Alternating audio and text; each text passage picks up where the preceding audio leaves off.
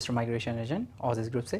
तो आज हम अगेन आपके सामने लेकर आए हैं ऑजिस लॉन्च, जिसमें हम आपसे इंटरेक्ट करेंगे। आपके जो भी क्वेश्चंस है, क्वेरीज है, आप हमसे पूछ सकते हैं।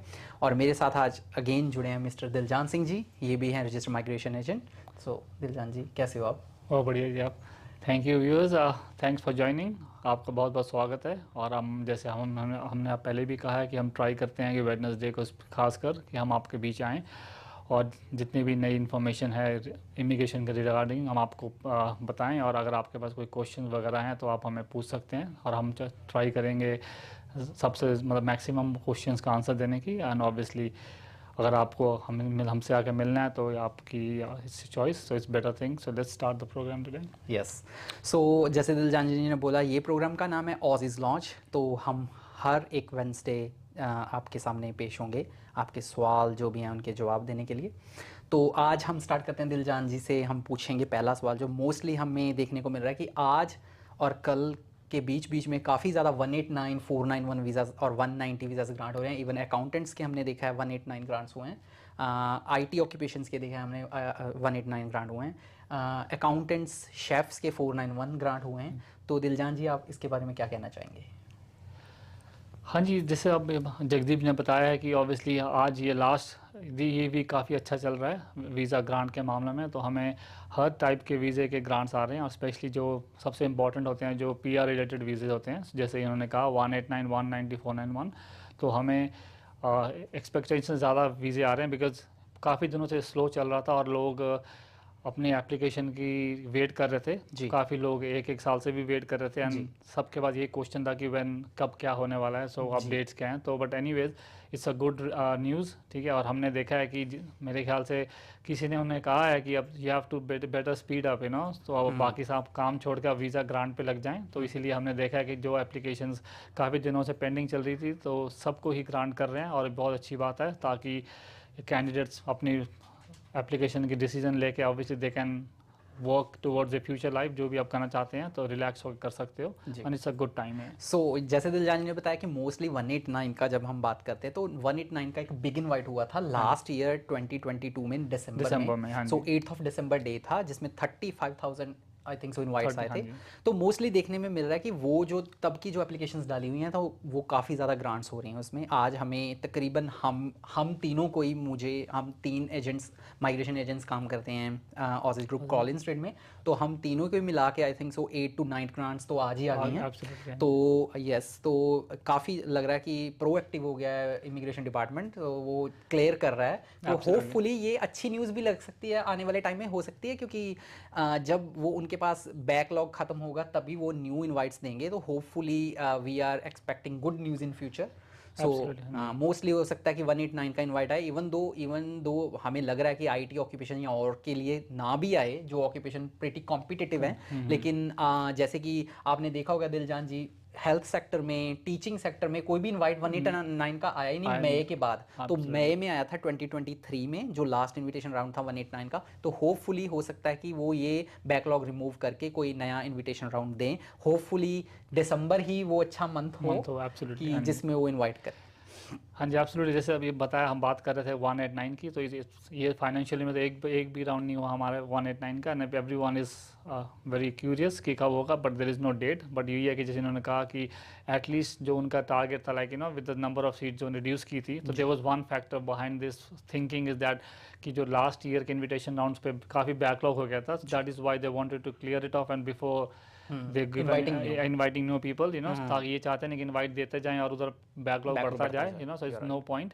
तो इस हिसाब से बहुत अच्छी बात है। और नॉट ओनली पीआर वीज़ा, हमारे टेम्प्रेरी वीज़ा भी काफ़ी ग्रांट आ रहे हैं। So we have got grants for 485 visa जो काफ़ी 2 महीने से पेंडिंग चल रहे थे, और विजिटर वीज़ा भी 3-3, 4-4 दिन में आ रहे हैं। तो it's a very good news. So it's I think the department और the grant officer have become very proactive and that's good news for everybody. Yes, that's it.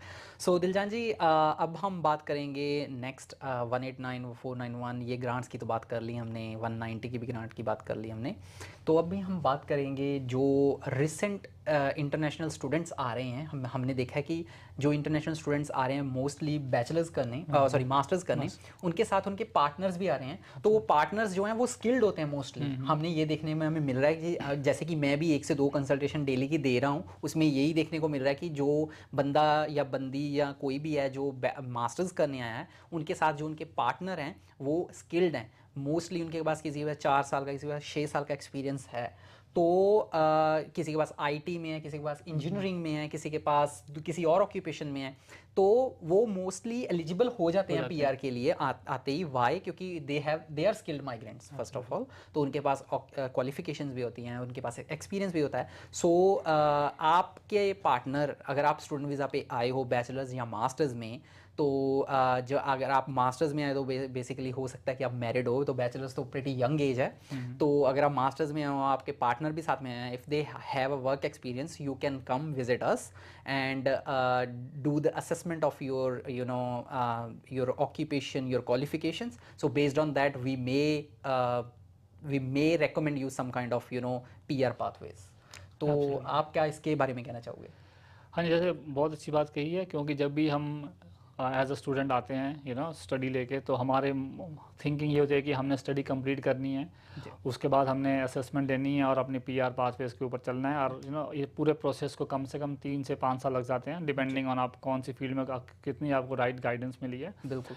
But again ये काफ़ी बार जैसे इन्होंने कहा कि स्पेशली अगर मास्टर्स की बात करते हैं तो काफ़ी स्टूडेंट्स खुद ही बैचलर्स ऑब्वियसली उन्हें की होती है, प्लस उनके पार्टनर भी होते हैं। तो एनीवेज तो क्या होता है कि आपकी जो ओवरसीज की स्टडी होती है और एक्सपीरियंस, उसके बेस पे आपको या आपके पार्टनर को असेसमेंट के कोई रास्ता बन जाता है। तो उसमें क्या होता है कि वाइल यू स्टडिंग तो तब साथ साथ आप अपने PR पाथवे के भी ऑन द ट्रैक आप जा सकते हो। So either as a main applicant or as a secondary applicant with a partner. तो इसमें क्या होता है कि आपका टाइम सेव होता है, so if you are eligible so you should just go for it. तो इसमें क्या होता है, काफ़ी लोगों को इस बारे में पता नहीं होता, they just think that study complete करने के बाद ही हमें PR अप्लाई करनी है, TR होती है, फिर PR इस सब process is not nothing to do with like that. So वो एक अलग प्रोसेस होता है और PR का प्रोसेस अलग है। सो आप अपने ये माइग्रेशन एजेंट से मिलें, कंसल्ट करें। हो सकता है आपकी स्टडी रेलेवेंट हो, आपके एक्सपीरियंस रेलेवेंट हो, उस बेस पे आपको कोई असेसमेंट के हिसाब से you can get your PR pathways, even you get a PR basically even before you complete your studies. So हमने देखा है काफ़ी लोगों के साथ ऐसा हुआ है। सो आई वुड जस्ट से कि B proactive as well, like the department officers, and then just assess your own situation along with your studies, so that आपके पास कोई क्विकर पाथवे हो। और अगर आपको बाद में लाइक आपके वीज़ा ख़त्म हो रहा है, आपके इनविटेशन या ऑल दो जो अननेसेसरी जो स्ट्रेस फैक्टर होता है वो रिमूव हो जाता है। बिल्कुल बिल्कुल।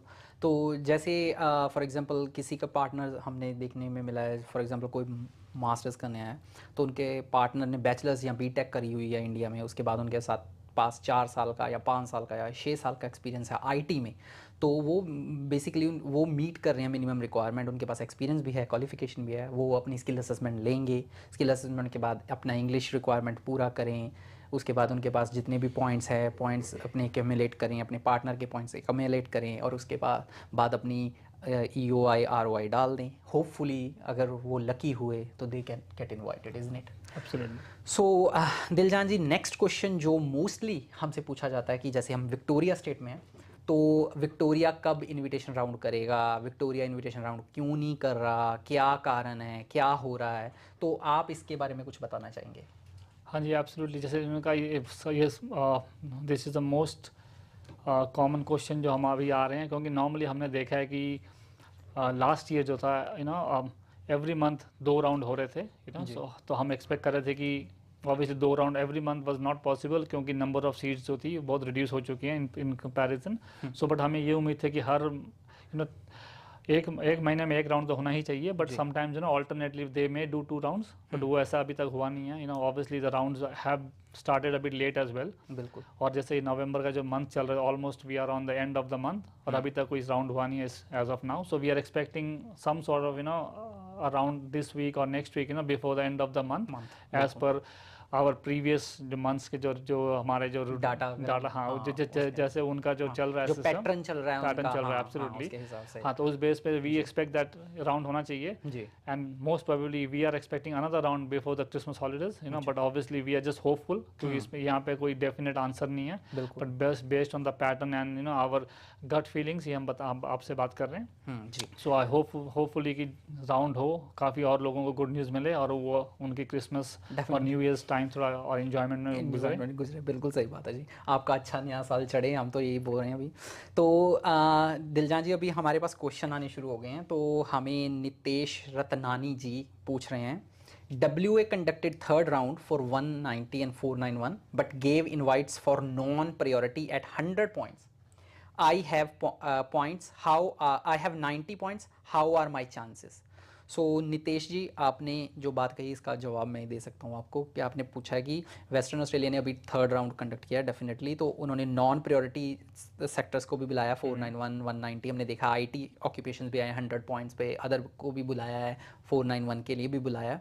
तो I have 190 point, I don't know आपके पास नॉन प्रायोरिटी में ही 90 पॉइंट्स हैं, तो अगर आपके पास नॉन प्रायोरिटी में 9 पॉइंट्स हैं, तो if you are living in Western Australia तो 190 की रिक्वायरमेंट यही है कि आप उधर रह रहे हो, या तो अगर नहीं रह रहे तो you must have a 6 months of आपके पास एम्प्लॉयमेंट कॉन्ट्रैक्ट होना चाहिए, ठीक है जी। तो अगर आपके पास वो है, आप फुलफिल कर रहे रिक्वायरमेंट, तो 190 का हो सकता है कि आपको इनवाइट आ जाए। अगर नहीं तो 491 के लिए ये है कि आप उधर रहने चाहिए, या आपके पास आपका एग्रीमेंट होना चाहिए, लीज एग्रीमेंट वगैरह आपने, हाँ, कि आप उधर रह रहे हो, तो यहाँ बाद में भी अरेंजमेंट कर सकते हो, ये नहीं कि आप उधर ही रह के वो एलिजिबल हो, आप बाहर रह के भी डाल सकते हो 491। लेकिन अब अगर आपको उन्होंने प्री इन्वाइट कर लिया, और प्री इन्वाइट के बाद अगर जब आप नॉमिनेशन डालोगे तो they are asking for lease agreement, so हाँ, तो फिर आप 491 के लिए एलिजिबल हो सकते हो। सो होपफुली मैंने आपका जो पॉइंट्स हैं वो कवर कर दिए होंगे, जो आपके क्वेश्चंस हैं। जो आपका जो कहने का ये है कि because people are invited at 100 points और आप 90 पे हो, तो चांसेस क्या हैं? So I would say just a matter of time. जैसे बेसिकली इश्यूज इसलिए हो रहे हैं क्योंकि हर स्टेट्स को कम सीटें मिली हुई हैं और they are very picky about all the seats, you know, all the candidates, तो इसलिए वो हाई पॉइंट्स या प्रायोरिटी को बुला रहे हैं। बट लाइक जैसे अब हो सकता है कि जैसे इनविटेशन राउंड अभी हो या फिर सीटें बढ़ जाती हैं, तो ऑब्वियसली आपका चांसेस हाई हो जाएगा, बिल्कुल। सो नेक्स्ट नितेश शाह जी ने हमसे पूछा है, is telecommunication not a course to study any more, do you need experience to lodge 189 visa? So Nitesh ji, मुझे नहीं पता आप किसके बारे में, telecommunication not a course to study any more, why? Telecommunication engineer is there, it's in an occupation list, as long as the occupation is there on the occupation list, then you can do it. So I know you are frustrated because, you know, most of the engineers are not invited, but what we have seen recent is in Western Australia they have invited telecommunication engineers as well, because it may relates to the construction industry.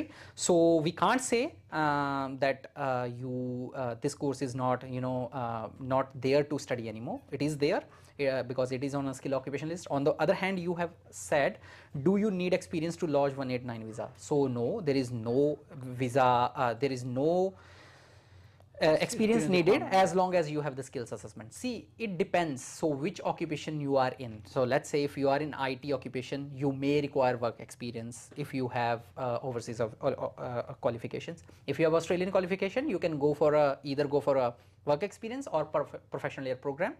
So by doing that, one of the thing, you can get the skills assessment. So the main thing is skill assessment. As long as you have the skill assessment, you can lodge your EOI without experience. Absolutely. The thing is like what he was saying, Jagdeep ने जो बताया कि obviously जो experience की बात करते हैं, there are two ways of looking at it. Yes. एक तो ये होता है कि experience होता है requirement assessment की, which is mandatory. तो अगर आप कोई भी field choose कर रहे हो, assessment authority choose कर रहे हो, अगर उनके requirement है कि you have to have experience, whatever 1 year or 2 years, that is a must. You have to have it. But अगर आपके पास assessment होती है, when you're thinking of lodging a EOI, that means आपके पास skill assessment already है. That's it. After that, it's not a requirement as such. The only thing is अगर आपके पास है तो that will give you extra points, which is very valuable points, you know. तो उस base पे आप कर सकते हो. But अगर आपके पास एलिजिबिलिटी बनती है 189 की, then it's not a requirement. Other thing is like 190 अगर हम बात करते हैं तो दे आर स्टेट रिक्वायरमेंट जो कहती है कि आपने फील्ड में आपको जॉब करनी चाहिए या आप स्किल लेवल में करनी चाहिए, so that is a separate requirement, so we have to see what state you're looking at and what are the requirements at that particular time. जी, तो जैसे कि दिलजान जी ने बोला वही है कि आपकी स्टेट स्किल असेसिंग अथॉरिटी पे डिपेंड करता है। फॉर एग्जांपल अगर हम वेटासेस की बात करें तो mostly they are looking for a work experience, हाँ 1 year of experience minimum in general occupations. So let's say if we are talking about biologist, microbiologist, other scientist, laboratory scientist, anything, so if you are going through the VETASES then you may require 1 year of work, or you have to have a 1 year of work experience. So in other occupations such as other medical related occupations, if we are talking about registered nurses and occupational therapists, speech pathologists, as long as you have studied the recognized course, so you can straight away get the registration. After the registration you can apply for the skill assessment. Yes, correct. So next question है जगनदीप सिंह जी ने पूछा है 75 points including state points, skill assessment in computer and network system engineer living in WA, what are the chances for 491?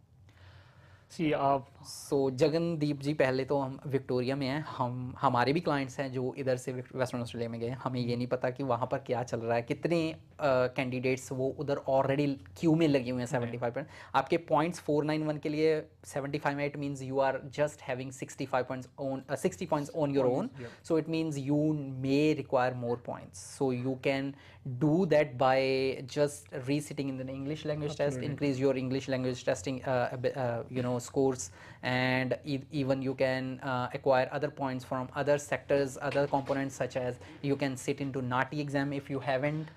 So we have so many other ways to increase the points. So what I can recommend you is with 491, if you have 75 points, so you may have less prospect to get invited. Yeah, so the thing is like काफ़ी लोग ये हमारे पास आते हैं, ये बोलते हैं कि हमारे पास 70 पॉइंट्स 80 पॉइंट्स है ना, तो उनको इनवाइट आया। So the thing is it's not only about points, it's all about the occupation which you are applying for. बिल्कुल, डेफिनेटली। जैसे हाँ, सो जैसे हम देखते हैं occupation like he was talking about nursing और something to do with medical, so उसमें 65-70 points sufficient होते हैं जी, ठीक है। बट अगर हम चाहते हैं अकाउंटेंट पे जाएँ या IT प्रोफेशन पे जाएँ, तो obviously the higher the points the more the chances you are. But again if you compare your occupation and your points in that regards, आपके पॉइंट्स काफ़ी कम है, ठीक है। तो इसलिए आपको ऑब्वियसली जैसे इन्होंने कहा कि आपको IELTS या PTE दे के या नाटी करके you must go a bit more higher so that you are competitive and then only you will have better chances जी।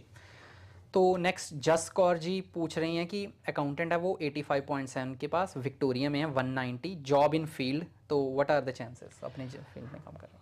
हाँ जी, thank you first of all, आपने हमें प्रोग्राम ज्वाइन किया है और आपने क्वेश्चन हमें भेज रहे हैं, तो it's a good sign that we are trying to help people and people are ready to take some help.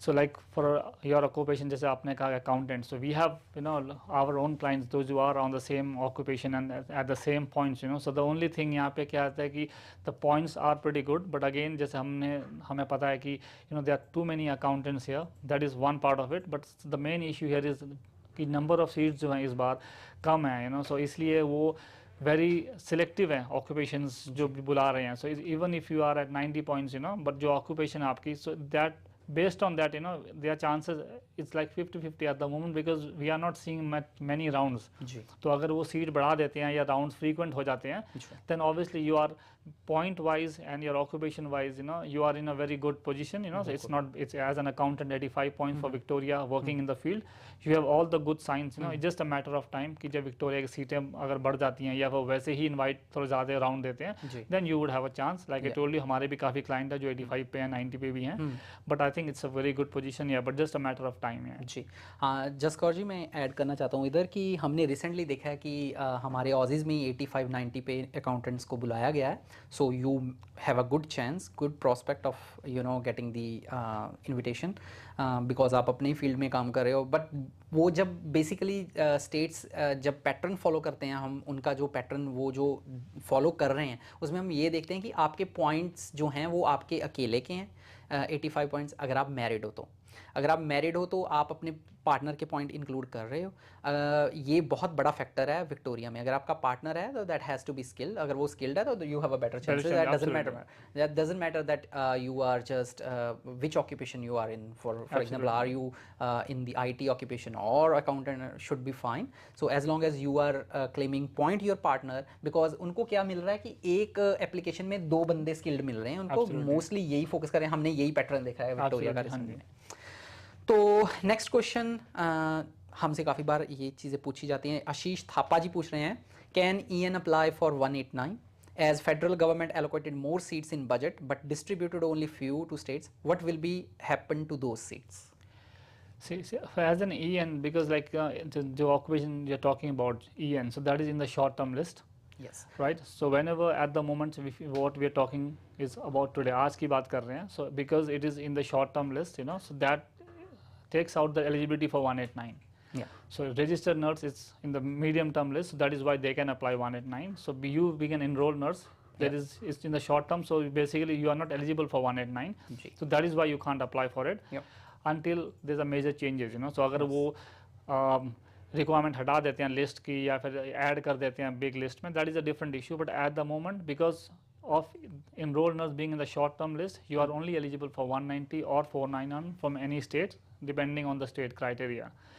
ठीक है, that is the thing. So yeah, it's just a matter of the list, you know, because it falls on the other list. इसलिए you can say whether it's unlucky or that is how it works, you know, whether it's in demand, उन्हें चाहिए enrolled nurses, but that is how the department has come about it. So there's nothing we can do or anybody can do until the lists are changed or the occupation is moved to the other list.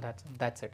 So Ashish ji, the thing is the thing that I can add on here is, so when it comes to general skill migration visas 189, 190, 491, so these visas are basically designed as per the occupation list. So the occupations who are fall under medium to long term list, so that is if your occupation is in that list, so you can apply 189, 190 and 491. As Diljan ji explained that enroll nurse EN is under the short term skill occupation list, which we are calling STSOL.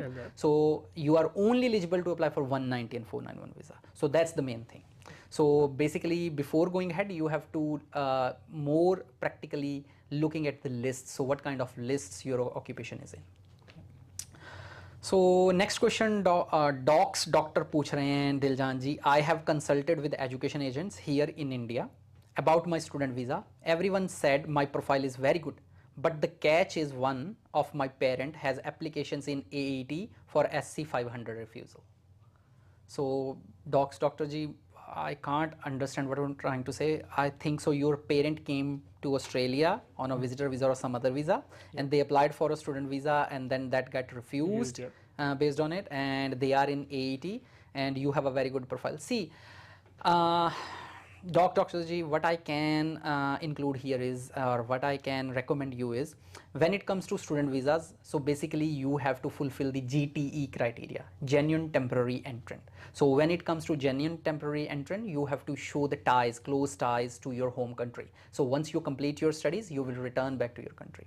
As long as you are able to show those ties, then you can go ahead and do the visa application. But as you said, your parent is already there, because you have to mention or you have to include those details in the application. So you can't, you know, hide those details from the department, so you have to do it. So in that prospect, yes, you can say your parent is in AET, their student visa has been refused already, so it may impact your application. Absolutely, yeah. So obviously it's like हम बात कर रहे हैं GTE, you know, so what it means that basically you are trying to show that you are coming here only for education, and how that education is going to help you in your future career pathway. That's it. And along with that, there are questions that you have to answer, that why can't you do that same sort of course in India? What are the benefits of doing in Australia? And again, the other thing is whether you can afford it and why will you go back. But like he said, you know, अगर आपके parents or one of your parents is in Australia, you know, trying to fight out the student, you know, visa refusal, then obviously the case officer will have that, you know, in his mind, and they will have everything in front, and so obviously he will obviously look at, your profile, in a different sort of a way, and it will be hard to, sort of satisfy the GT criteria, but there is no reason that you can't, but it just depends on the case officer and the information and document जो हम provide करेंगे उनको. That's it. Hopefully that helps.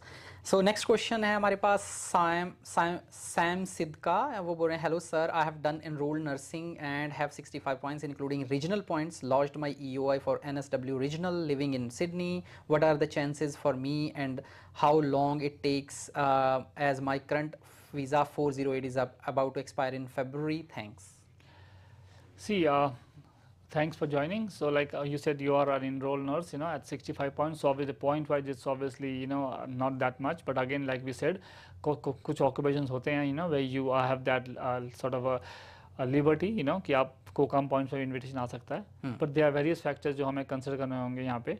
So like we said, again, the main thing that comes to is this allocation of seats, और जैसे आप you're saying that you are in the Sydney, and they're looking for 491. So I'm not sure, how have you applied for 491, because if you are living in Sydney itself, so you're not in a regional area first of all, and then the number of seats, the invitation round. He's saying NSWEA for and living in Sydney. Yes, that's the thing. So I think so. Their requirement is you have to be living in every state change their requirements. Yeah, absolutely. That's right. Yeah. So based on that, obviously, I would say again for your visa, obviously invitation is something different. You never know how long it's gonna take. It just depends on various factors. But I would say so in meanwhile you are waiting for an invitation, you should always plan your future pathway कि आप whenever your visa is expiring, what is the next step or what are you gonna do next, because visa is a separate thing. It's not that you get invited and you lose the visa immediately. It takes some time.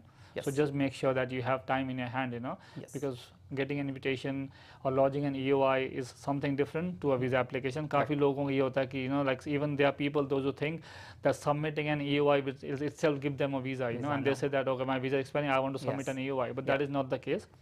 So so you have to sort out your visa issues whenever it's expiring, and based on for the 491 जैसे हमने बात की है, so obviously if you're applying 491, so obviously you must be living in regional. That's what people the state government expects, and obviously we just wait for the rounds to happen. Yes, Sam Sidji, I just want to add on here, as you said you're on 408 visa at the moment and it is about to expire in February. So on 1st of February the 408 visa is closing. So as long as if you are holding visa less than 28 days on 31st of January, you can apply for this extension, visa, right? Extension, and you can get up to 6 months of extension of that. Next question, quickly, because we have so many questions right now, Diljan ji, and time is very less. So Neha ji पूछ रहे हैं, Neha, is there any chance of getting 675 plus 5 for marketing specialist? I think so. You are sitting at 75 points, and you are 5 points. You are including state points, so it is total 80 for marketing specialist. That is on again STSOL list. So what we haven't seen any invitations for marketing specialist this year. So hopefully we will see in the future, because hopefully states will invite, but we are not sure which state you are in. So if you are in Victoria, we haven't seen any kind of marketing specialist invitations in in the recent time. Rizwan Virk ji पूछ रहे हैं, hi, any update about next 189 round with ICT security specialist with 85 points? What are my chances? See, Rizwan, we have already mentioned that 189 grants are there already. They are granting the visas. Every day we are getting so many grants for 189. The candidates who were invited last year in December 2022. So hopefully, is he talking about the grants or he is talking about invitation? So invitation, absolutely. So invitations, we have a lot of grants, but no invitations as such, especially in this financial year. It's been like more than 6 to 7 months. So the 189, there's nothing has happened on that front, So there was sort of a lottery last year, which for 189, which many people were lucky with. But this year we are just waiting and waiting and waiting. So we just hope that, the people or those who do the 189 round, they wake up, and start giving some invites and make people happy. So last comment that I'm just reading right now, we got from Vikram Sharma. I got my skill assessment letter for pharmacist and applied EOI on 8th August. Can you please tell me the time taken to get invite for 190 or 491? I am in India. So Vikram, you are offshore candidate. I don't know which state you have applied for EOI. Hopefully you have applied for, let's say, if, let's take an example. If you applied for a Victoria, so Victoria, what we have seen is they are not inviting candidates from offshore at the moment. Yeah. So we have seen the candidates, the New South Wales, they have invited candidates who are offshore. So with the like 8+ year of experience, or let's say 7+ years of experience. So we are not sure which state you have applied for, but yes, there is no specific time frame they have mentioned on their website. It's written on their website that there is no specific time frame that when we will invite you. You just lodge the EOI and ROI and just wait, and once you will get pre-invite, then that's the time that you can get the invite. That's all. So we can't suggest you or tell you when you will be getting invited for, but your occupation is all good, pharmacist. Absolutely, yeah. Yeah. So yes. Yes, so that is the reason they have mentioned that whenever you lodge an EOI, it stays in the system for 2 years before it expires. So the wait can be long. It just depends on various factors, like people inviting, whether the states want to invite people from offshore or not at the moment, and which occupation they're looking at. And again, it could take you a month, it could take you more than, but that's why they have given you 2 years of time. So it could happen any time in between. But again, always say, there are various factors that plays into while sending an invitation. So we'll just hope that your occupation is very nice, and that you get invitation as soon as they try sending that start inviting offshore candidates. Yes. So hopefully we have covered all the questions. So हमने सभी questions hopefully आप cover कर लिए होंगे. तो जाते जाते हम आपसे ये बोलना चाहेंगे कि अगर आपको अपने English language ability चेक करना है, हमारे पास tests हैं, PT tutorials available हैं, IELTS tutorials available हैं, हमारे Aussizz का product है, CCL tutorials हैं हमारे पास. ठीक है, अगर आप कोई भी occupation के बारे में जानना चाहते हो, इस occupation में आपकी occupation कौन सी occupation list में है, तो हमारे पास ऐप है ऑक्यूसर्च ऐप. आप उसको डाउनलोड कर सकते हो अपने आईफोन में, गूगल फ़ोन में, किस में भी आप डाउनलोड करके आप इस ऐप पे अपनी ऑक्यूपेशन को देख सकते हो. On the top of that, अगर आप पॉलिसी, आप 485 वीज़ा अप्लाई कर रहे हो या स्टूडेंट वीज़ा पे हो, आप अपनी पॉलिसी चेंज करना चाहते हो हेल्थ इंश्योरेंस, तो गेट माई पॉलिसी पे जाके आप अपने कोड्स ले सकते हो, फ्री कोड्स आपको मिल जाएंगे. ठीक है जी. तो थैंक्स अगेन हमारे साथ जुड़ने के लिए. So once again next week हम फिर दोबारा से हाजिर होंगे आपके सामने, hopefully. So thank you so much joining us.